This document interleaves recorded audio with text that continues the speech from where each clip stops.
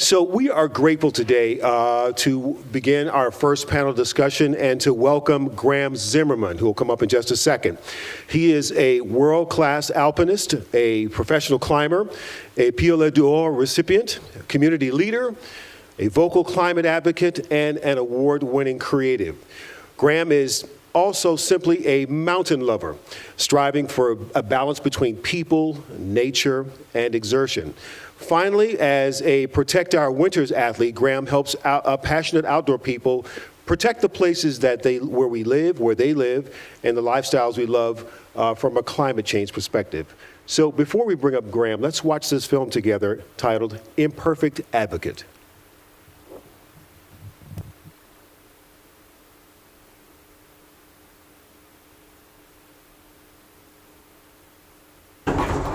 Good God, here we go. My name is Graham Zimmerman, and what do I do for a living? It really all starts in climbing. Working as a professional alpinist. I go to these wild corners of the world, climbing in New Zealand, in Alaska, in the Pakistani Karakoram, and I love it. But it certainly came with a price of a lot of plane flights, a lot of times sitting and driving in a car, a lot of ropes, a lot of tents, a lot of jackets. But to be honest, I was so focused on climbing that I didn't really give a damn about anything else. So, I mean, who am I to be an advocate for climate change?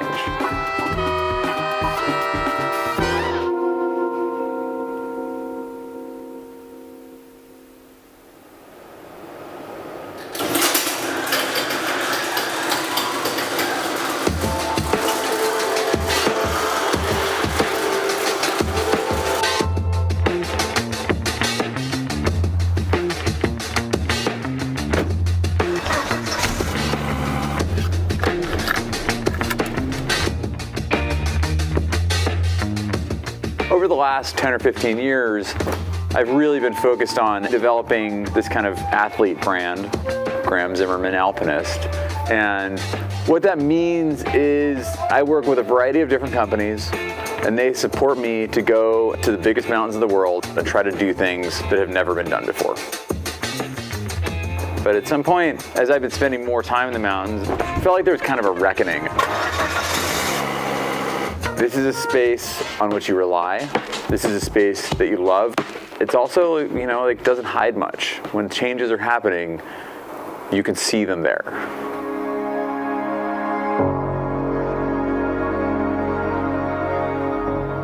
I graduated from university in 2007, studied glacial hydrology down in southeastern New Zealand.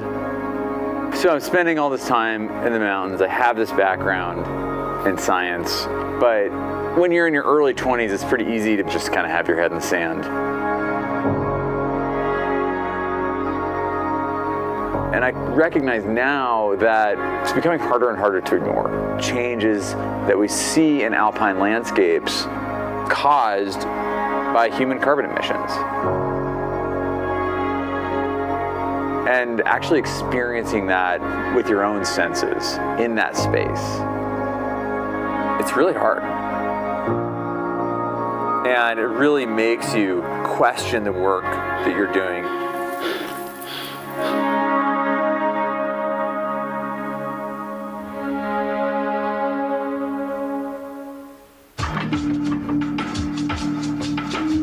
But I didn't want to give up climbing. I didn't want to stop this momentum that I had generated as an athlete. I'm getting a weird kind of like impingement back here, it feels like. I spent the last 15 years of my life abusing the shit out of my body. I'm paying for it. You feel that click? Yes, I did. Who am I to be an advocate for climate change? I'm somebody who goes on the other side of the world and does this climbing thing, and that really felt like there would be so much hypocrisy within that stance that it would make it ineffective, and it would just wouldn't work.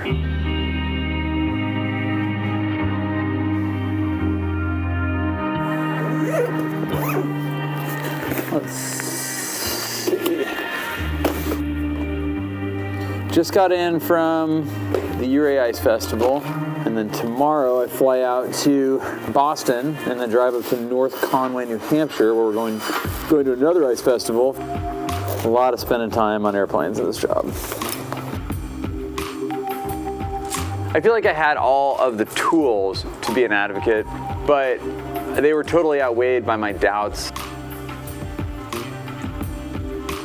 A couple of years ago, I bumped into one of the folks from Protect Our Winters.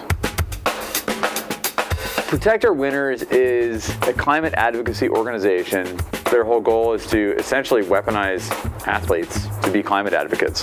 Athletes are known storytellers. They have a following of people who want to hear those stories, and being able to effectively talk about the ways that climate change is impacting their ability to enjoy and experience the places that they love. She just kind of said, listen, like with your background, like why aren't you working as a climate advocate? Kind of laid out all these excuses for her, and her response was like, oh no, you're like the perfect person to be a climate advocate. And that's kind of where my journey as a climate activist started.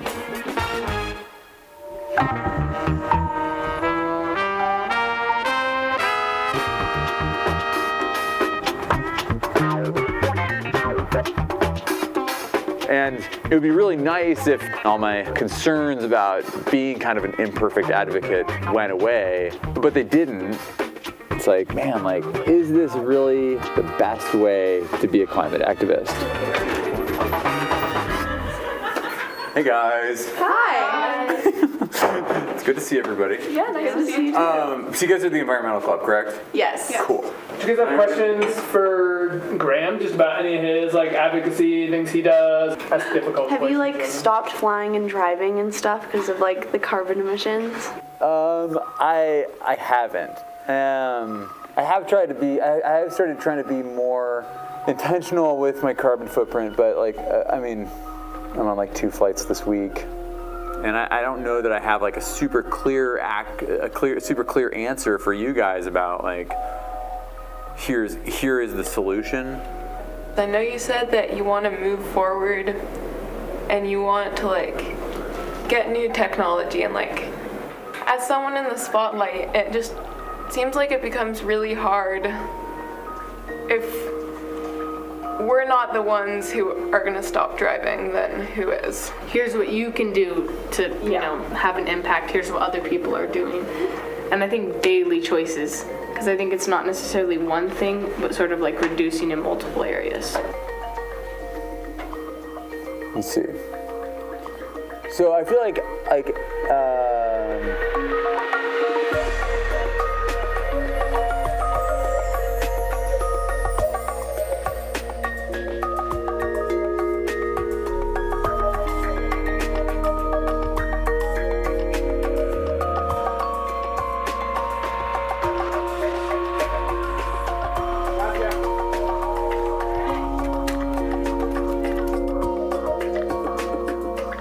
we have ice festivals all over the country.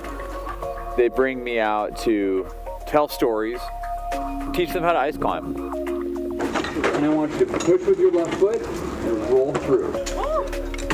Teaching them how to bring it into a zone of inner peace. Finding the zen on the climb. You guys gonna do more? Graham's a great motivated climber and is the most ideal messenger for climate because we know, hey, this is what's going on, this is what it's looking like, and he can be that guy to talk about it. And you were talking about the confluence between that and your like love of the environment. Yeah.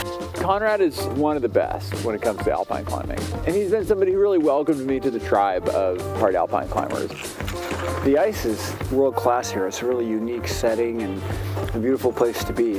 Check, awesome. The community's having a good time climbing and swapping stories, enjoying nature. It's a Midwest spirit. Yeah. Thank you. Yeah. I'm a warrior for the climate because I love being out here. If we see change, it's up to us as outdoor enthusiasts to report that to the world. And so I'd like to bring to the stage Graham Zimmerman. Thanks, Bill. So we're going to do a panel tonight, guys, and I'm going to bring these guys up here. It's a great time for us to discuss the changes that we've seen in the big mountains of the world. Where we go and what we see at the high altitude and high latitude parts of this planet are the most rapidly affected areas due to climate change. So we have to speak out on behalf of the glaciers and the flowers, the mountain goats, the birds, the whole ecosystem that's out there that we are very much a part of. But if it does not succeed, humans do not succeed. So it's not about saving the planet, it's about saving humanity. And at the core of that is how we address carbon. I've realized that being able to go outside for outdoor recreation is an incredible privilege. And climate change, it's really about speaking up for the people who are losing their homes and their lives and make it much bigger than just our outdoor privilege. We can stop this now if we make it all of our problem, and that's the one thing that we have yet to do. What we're really talking about is having a majority of the population care about preserving our ability to live comfortably on this planet, and that includes people of color, many of whom will never go skiing a day in their life, but they still need fresh air and clean water. To care for the environment, you have to love it. You have to be drawn to it. And if we can teach that, we're doing the right thing. All of these different issues, they all matter. Understanding those places where they come together, that's something I've been working really hard on.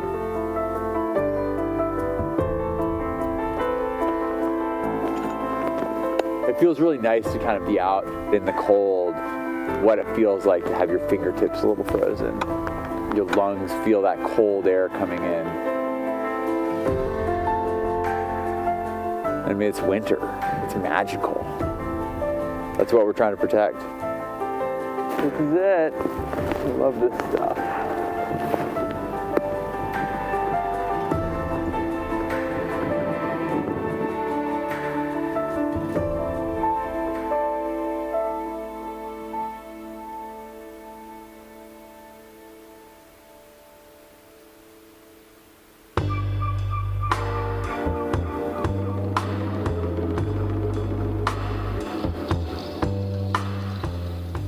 Right now, we're headed down to the Lower Peninsula, to the universities there. We're definitely stepping outside of my community, outside of my bubble, and outside of my comfort zone. Should we dive in? Yeah. Okay, cool. I am a professional mountain climber focused on putting up new routes in what we refer to as the greater ranges, where all of our 8,000 meter peaks are, all the things that are really, really, really tall. And they're also where I've started to see things changing. This is Chamonix around the turn of the century, the last century. This is what it looks like there now. This is up in Canada in 2009. This is 8 years later. I kind of came to the realization that climbing is really wonderful, but is it really that important? Like, maybe it's only important when it applies to what I can do with my climbing. We do not solve this problem by sitting back and doing nothing, which seems very, very basic. And so, what does it mean to be an imperfect advocate? When it comes down to it, the most effective tool that we have are our stories. And that is something that each of you have. Now, we're going to talk about Powell's vision here, which is action over apathy, which is the idea that you have to do something. Our American representative democracy is currently under a lot of stress because of big business, because of big business's influence in our democracy, and because people aren't voting. And how do we reduce that stress? We engage. So let's get at it together and be supportive of each other. Does that make sense? Woo! Yeah! 1, 2, 3. Graham's ability to build these communities around people who want to care, who do care, is a really great tool that he has. That's gotta make it into it. Looking at the schedule, looks like some bigger opportunities are going to come up here in the next few months. Senator Wyden, this is Graham Zimmerman. I feel like I'm learning how to communicate more effectively on this stuff and more confidently on this stuff so that I can do so in a bigger stage. Here at the Capitol building in Salem today. We're fired up.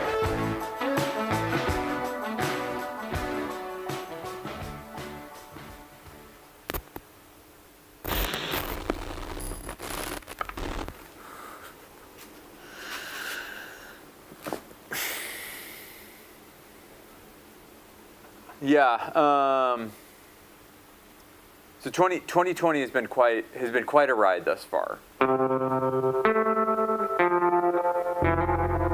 We came home from Michigan and we had a lot of momentum. Global economic activity has been put into an induced coma. And everything shut down. And we had to go into a space where we were totally redesigning how we talk to our communities. All right, I think we're live. Liz, hey everybody. You know, spending time in front of the computer, talking to people, trying to like gather audiences, trying to share information. But like, what are we going to learn from this? Protests over the death of George Floyd, the black man who died in the custody of a white police officer, have continued in the city now for 6 days and 6 nights, and they have spread well beyond Minneapolis. A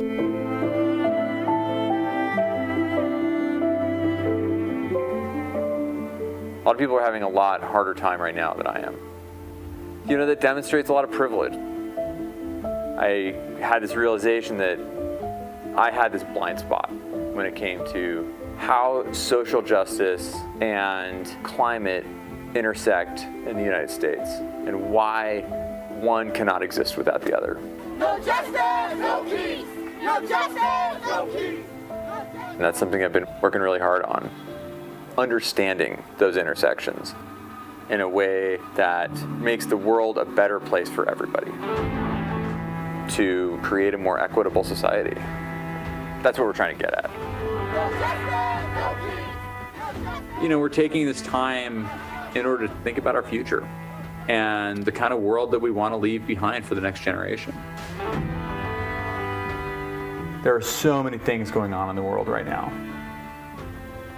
This is stuff that's all really important, but we cannot forget about climate because this just continues to matter and is only going to matter more. And our goal with solving the climate crisis is not to stop traveling, stop heating our homes, because that's not achievable. Nobody wants that. Our goal is to move into a space where we can continue to do these things that inspire us and drive us, but just do so in a carbon neutral or carbon efficient way, by crafting systemic change that will be driven by policy and economic incentivization.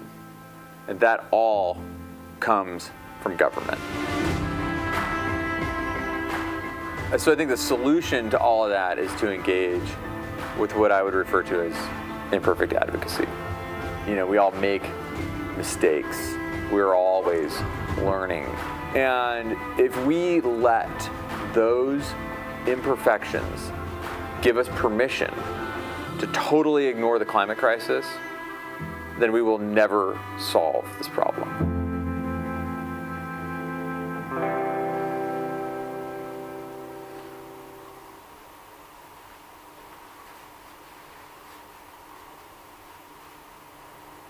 This work will probably not be finished in my lifetime. I always forget how to do this. If I want to continue to drive change, I'm just going to have to keep working at it.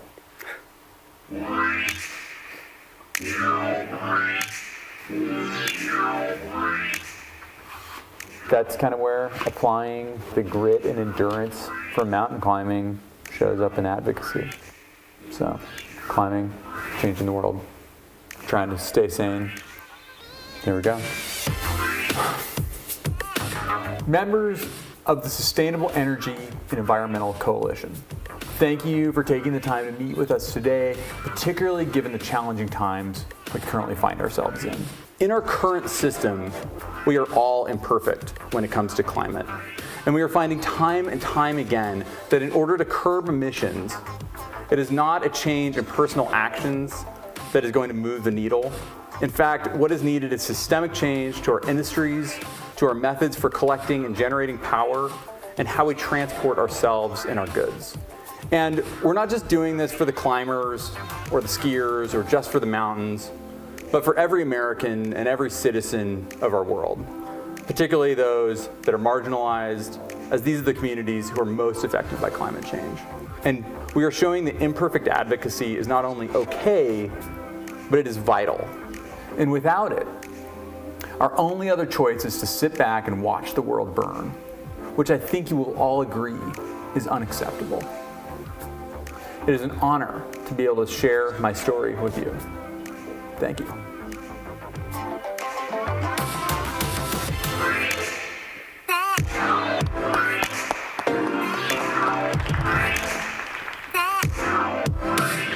Okay, and with that, everybody, please welcome to the stage Graham Zimmerman.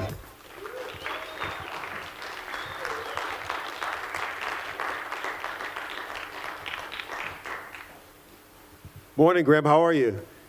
Great. You want to stand here, sit there? What do you like to do? Okay, all good. Is this on? Can you hear me? You got it. You got it. Hi, everybody.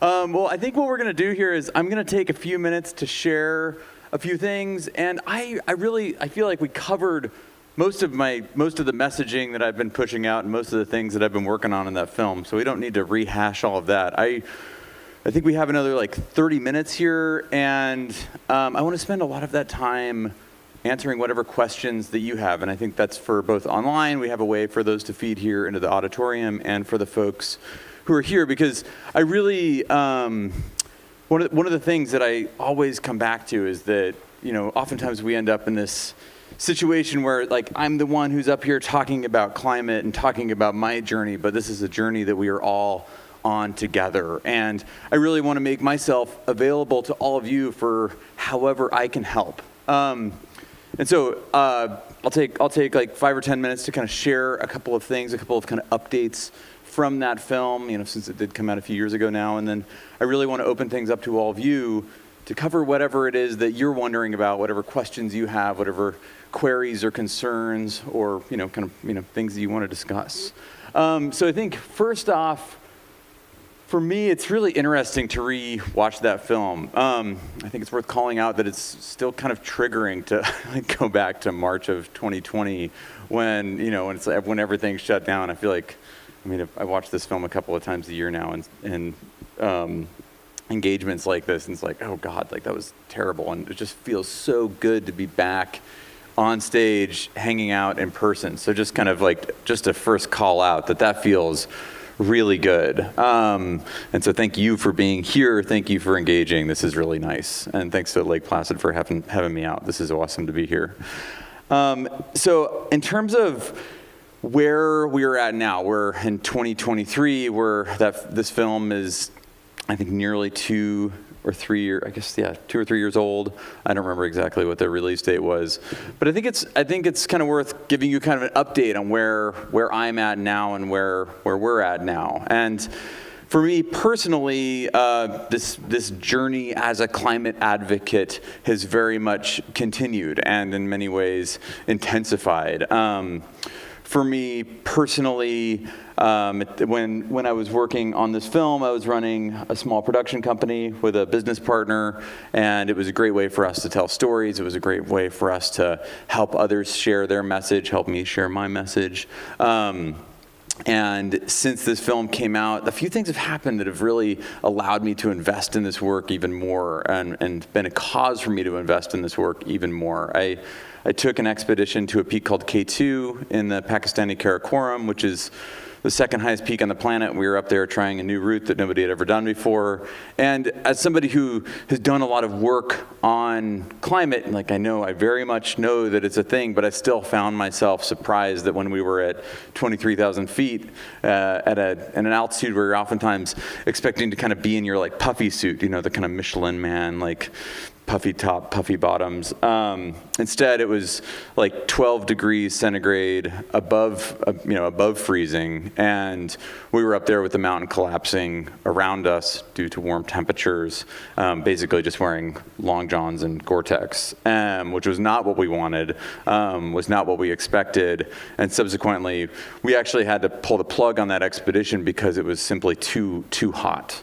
And at the same time in Pakistan, that wasn't the year where the severe flooding happened. That was the next year, but there was still a lot of flooding that summer across Pakistan, particularly in the northern regions. And it was really this inflection point where I was like, oh yeah, this is something that you cannot get away from. And at the same time,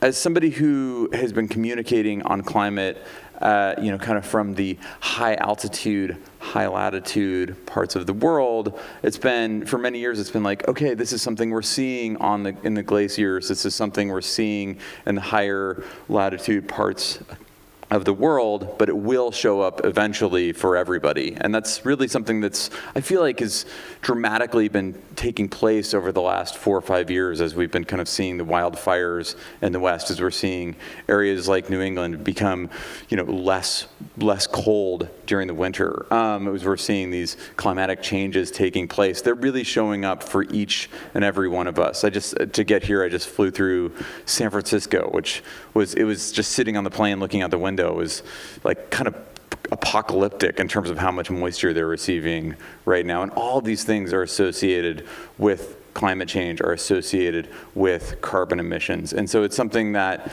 for many years was kind of isolated, or at least seemed to be isolated in the high altitude, high latitude parts of the world. It is no longer. It is here. And it is something that each and every one of us are being affected by. It's something that each and every one of us have to deal with and really have a responsibility around. And that's something that's really caused me to take more of this work on. I actually sold that film company that I was working with, and I've actually joined Protect Our Winters full time to be working on doing this work full time. So that's kind of sort of my little update that I have for you, and it feels really good. I think the other thing that I want to address is that it's kind of weird to look back at an artifact, being a couple of years old, of my communications around climate. And I think it's worth providing like 2 little updates or things that I look back at and I'm not comfortable with in this film. And those 2 things are, one, to use the word weaponize when it comes to talking about the work that Protect Our Winters does, or that we're all doing collectively to kind of weaponize our stories. I don't really like the word weapon. I don't really want this to be something that's like conflict-based. We're working together on this. So I've really changed that to utilize words like empowerment or engage rather than weaponize. And the other is that we talk in that film about our climbing tribe. And while that's a lovely term, and we love how that feels, it's not an appropriate use of that word that means so much to the indigenous communities of this country and of the globe. And so that's something that I look back and it's like, if I could change that in this film, I would. And I've thought a lot about that. And my response has not been to stop screening the film or stop telling the story. It's rather just to come to you and say, hey, listen, I got something wrong and I'm working on it, and that's something that we all collectively get to do together. And so I think that I'm not going to kind of rehash everything that we talked about in that film, because you just sat through 20 minutes of me talking about my messaging around climate, and we don't need to go over all of it again. But I think that the biggest thing that I've been working on, and I feel like is really worth reiterating before we get into Q&A, is that as I look at the climate conversation and I look at how each and every one of us are affected by it, and that's all of us here on the live stream, that's all of us here in the room, and those are all of the communities around the globe, and I look at what is kind of required to be a climate advocate, there's sort of this disparity between what is kind of the perceived needs to be a climate advocate and what I think we actually need. And I think that there's traditionally been this really big barrier to like get into climate advocacy. You need to, understand like the kind of the ins and outs of parts per million, or be able of like particles in the atmosphere, or to be able to really like break down the difference between cap and trade and cap and invest, and things like this that a lot of us don't really have time for. And something that I'm really working on is to make climate advocacy something that is way more accessible to a broader audience. Because the only thing you really need to know in order to be a climate advocate is that climate change is real, climate change is because of carbon emissions, and it is something that we have to deal with, not just for us, not just for these winter sports that we love, but for everybody all over the globe. And that's really all that matters. And if you want to take one step further, it's really to understand that personal change is wonderful. It's something that we should all engage with. There is every reason to live an introspective life where you take a look at your actions and the direct impacts that they have. But the way that we actually solve climate and solve climate for everybody is through systemic change. And the way that I think it's really easy to articulate that is that when we talk about actions that we can take around climate and kind of the traditional actions, it's oftentimes like, oh, well, buy an EV or put solar panels on your roof or install a new hot water heater or put in a heat pump.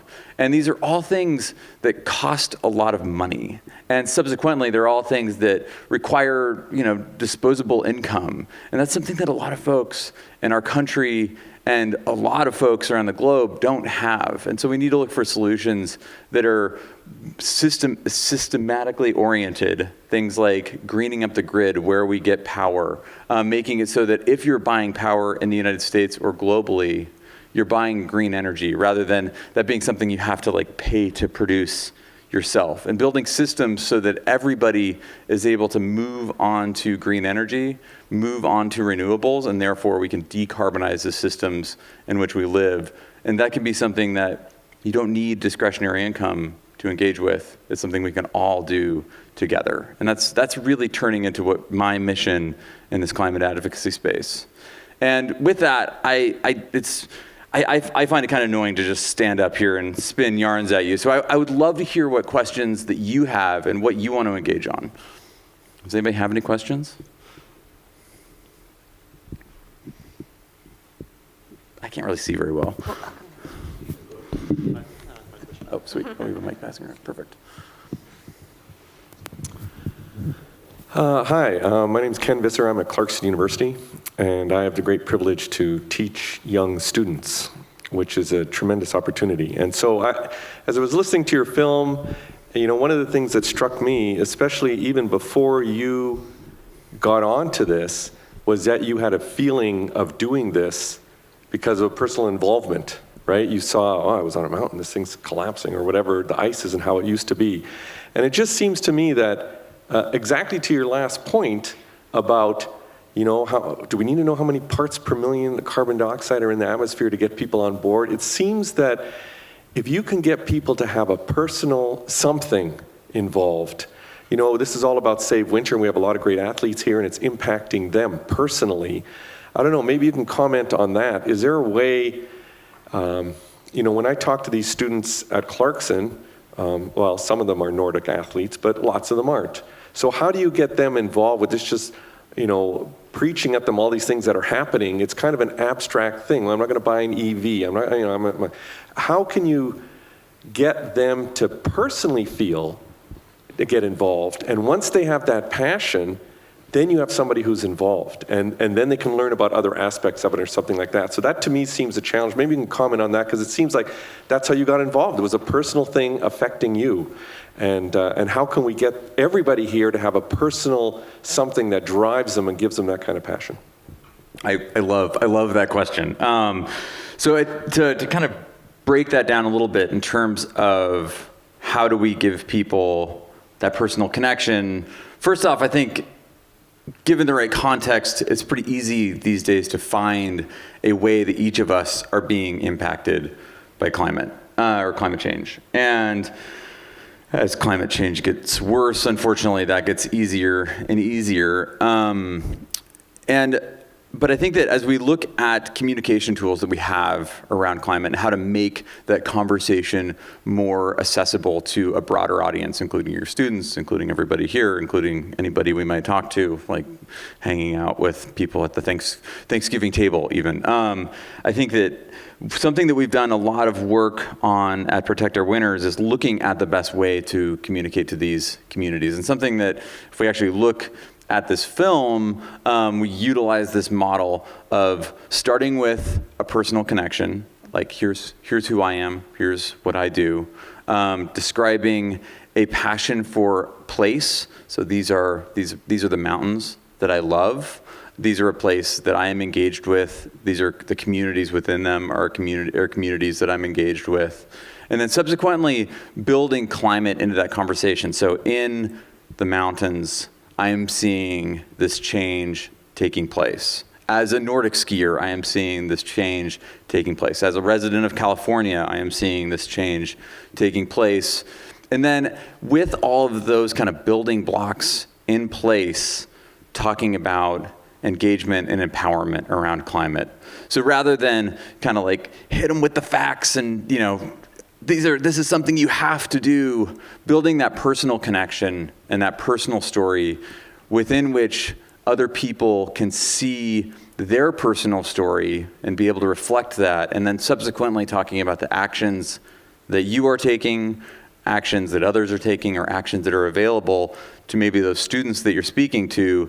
And it's a way to really bring people into the conversation in a way that is kind of like, not only like drives towards our traditional kind of narrative storytelling formats, but also allows for them to kind of see themselves within that story. And that's really powerful. And I think the other thing that I've been really digging into recently is that there are so many ways to get into the climate conversation or to take action around it. And I think that it's what I'm doing here, like being on stage, going on and on about climate, is kind of this very traditional format for advocacy. You also have activism, like going and holding signs and looking, kind of like marching on Capitol Hill or whatever.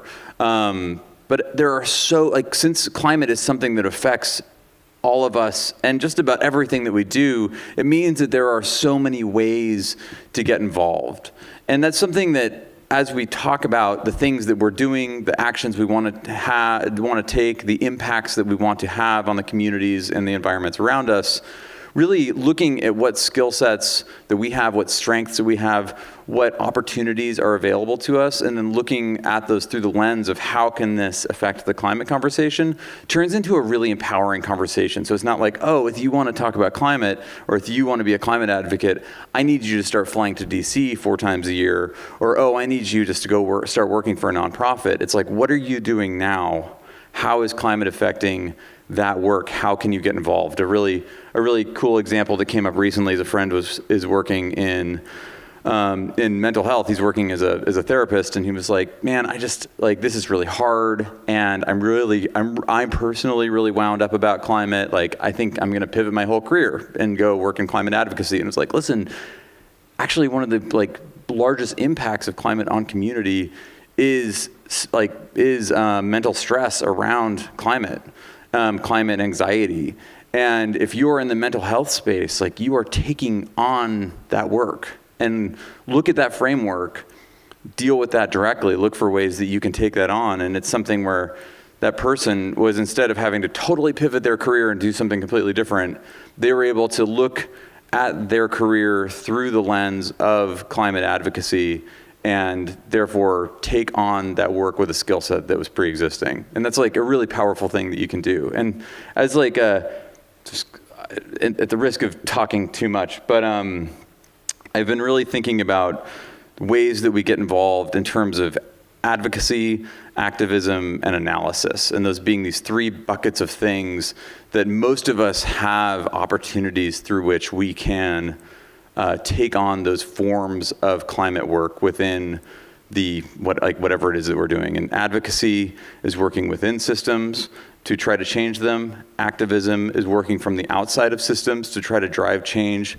through the use of your voice. So activism would be like, I am in the climbing community, I'm working with climbing companies, I am on a couple of boards. How can I utilize those positions within those organizations in order to drive change? Activism is working from the outside, that is marching on Capitol Hill, that is utilizing your voice on social media or via other channels to drive a large community voice around something to demonstrate a need. Analysis is like crunching numbers and getting into the information of either how we're utilizing our voice, what those impacts are, how we can drive systemic change, kind of like more sort of like spreadsheets world, if you will, and like looking at those three models and looking at where we have access points to drive change, given our like current position in our career or in society or as an athlete or as a outdoor recreationalist or whatever, and how can you look at those and drive change through them?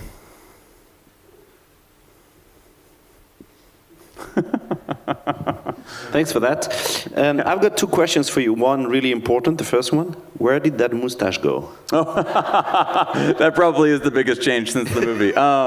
It went away. It crawled off somewhere. It may crawl back at some point. I think I had it for about 12 years, and it was just time for a change. No, more seriously, I have a question for you. You touched it a little bit in the movie about how originally you felt like, actually that's the title of the movie, like Imperfect Advocate, how you felt illegitimate to actually be an advocate because of your way of life, if you allow me to summarize it like that. And you explained that basically Product Our Winters basically came to you and tried to talk you into being an advocate. So I'd be interested in you explaining a bit of that mental process, how you went through and accepted that, because I'm one of those people, a bit like the people that you have in the movie, the students that are challenging advocates on their action, like the same way that we have the COP27 in Cairo, and you see 40,000 people going there to say, save our planet. And I mean, myself, I have these, like, I'm really attached to saving our planets, and I live in Switzerland, and I came here for the games, and I'm like, okay, for work, I took a flight across the Atlantic, even though it's somehow against my principles. So I'd be really interested to understand how you dealt with that mental process of accepting that, okay, you're not perfect, but you can still be an advocate. Yeah, so the concept of imperfect advocacy and how do we deal with that perceived hypocrisy, it's really challenging. And I have to say that one of my biggest goals here is to say to all of you that imperfect advocacy is the only tool that we have in this current system to drive change. And there are a few ways that we can get at that, and I'll give you kind of two different answers if that's okay. The first one is to look at my personal carbon impact versus systemic carbon impact. And so the last expedition that I took to the Pakistani Karakoram, I did a deep dive to figure out how much carbon I burned on that 3-month expedition. And it was about 14 metric tons of carbon, including the flights, including the driving, including all the equipment and the food and all of that. And that's a lot of carbon. That's something that I didn't feel great about. If we look at the top 10 coal plants in the United States and their annual output in terms of carbon, that's around 64 million cubic tons of carbon. Not cubic, tons of carbon, whatever. And the difference between 14 and 64 million is really the difference that we're talking about here. Dealing with one of those things is dealing with personal change, dealing with the other is systemic change. And when we look at those two numbers, it becomes pretty obvious which one we need to focus our energy upon.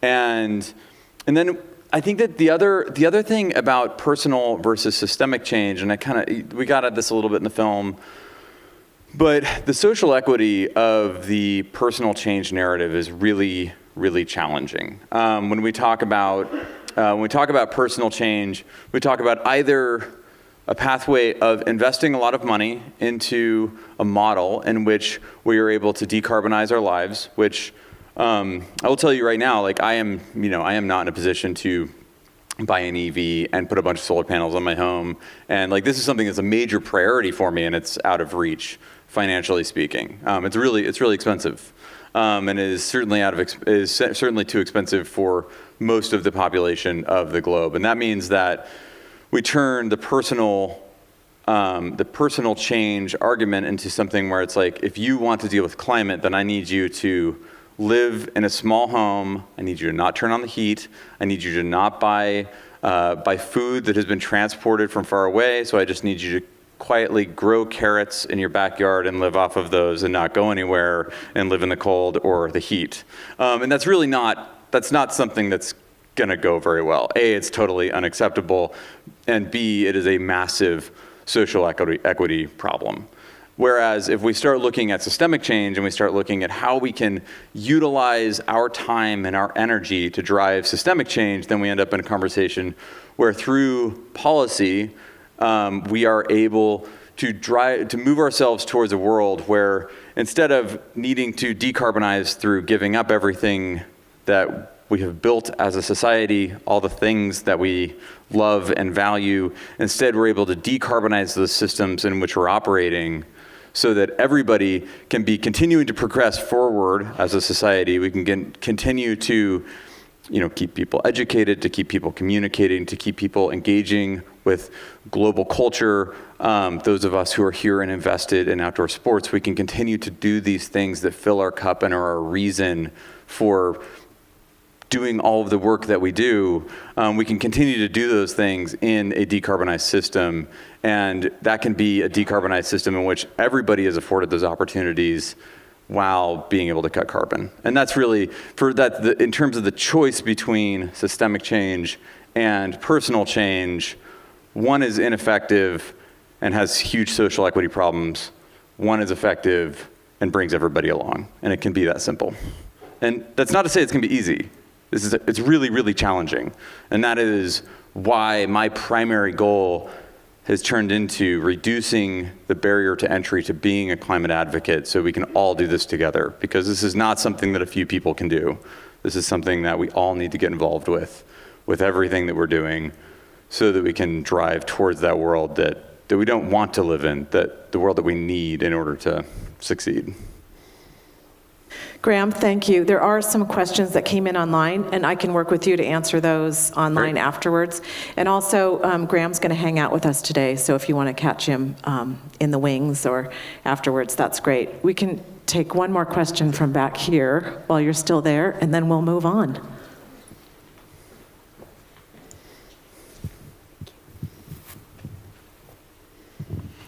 Thank you very much. Johanna from Swedish University Sports. Very nice to be here. You're really right when you're saying it's not the knowledge that's missing, it's the action. And you're talking a lot about the personal connection and so, and moving it to a systematic and more structural change. Do you have any more examples? Because I heard one not too long ago from France with the Worldwide Fund for Nature. They're working very closely to sports in France. And they have come up with a communication where they explain that if we higher the degree over 1.5 degrees, it will take away 28 days from being able to do sports, which is in this context very, very showing what is actually happening. But you have some more examples on the structure system change where you get the stakeholders to come together. Thank you. Yeah, just to kind of make sure I'm answering your question specifically. Are you looking for actions that we can take as a community, or are you looking for examples of examples of change or impact that we can utilize to communicate? You can probably just shout. In my mind, it can be both and, but you can start with the first one, with how can we as a community, how have you been working, or do you have good examples, more good examples on that? Yeah, so I think that as we look at the actions that we can take as individuals and as a community, most of us are very fortunate to live in democracies, which means that we have the ability to vote, we have the ability to call representatives, and those really are some of our most powerful tools for driving change. And as we, just speaking specifically to the United States, as we kind of look at how challenging those things are, voting is generally pretty easy for most of us. Calling our reps is kind of one step harder, and actually going to a state house or going to a city council meeting is a little bit more challenging. And what I really encourage people to do is kind of take those initial steps and don't just do it by yourself. Turn it into something that you do as a community. I think in the United States, oftentimes voting is something that is kind of private. When I talk to my grandparents about voting, it's like, oh, well, you don't tell people who you vote for. It's like, what if we change that and we instead turn it into a discussion where we come together with our ballots and have a discussion about who we're voting for and why, and drive more kind of social currency around getting involved with our democracies. Because that baseline of involvement in government is something that we can do much better with. And I think that as we look at the communities that we're working with, particularly the outdoor sports communities, the voting rates are pretty low, at least in the United States. And so that's something that we're really, really focused on, is giving people pathways through which they can, at a low cost, and I mean cost not in terms necessarily of money, but like in terms of time and energy, at a low cost, get involved with government and policy in a way that is effective.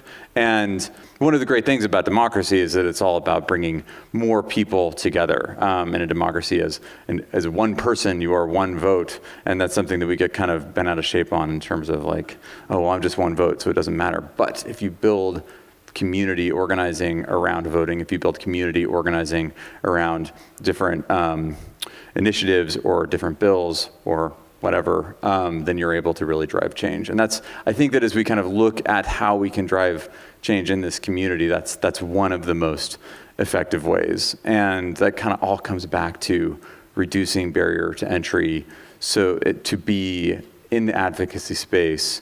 So instead of it being kind of an exclusive thing where we're all kind of picking at each other's imperfections, we're instead supporting each other to go out and do more and more work, particularly work that is afforded to us or available to us, and then collectively we're able to do more. Does that help?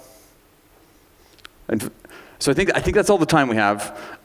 Thank you so much for coming out. Thank you so much for your great questions.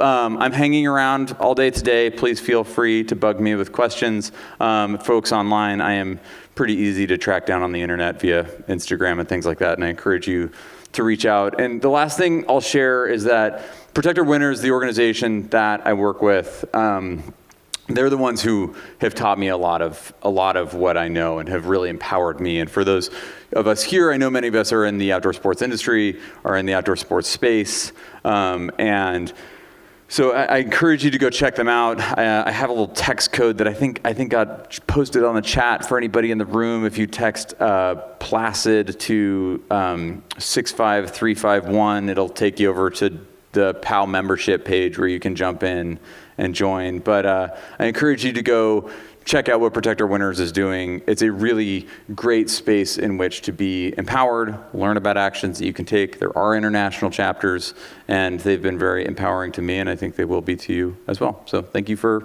listening. Appreciate it. Thanks very much, Graham. Enjoyed it. How about another round of applause for Graham? Great stuff. What a journey.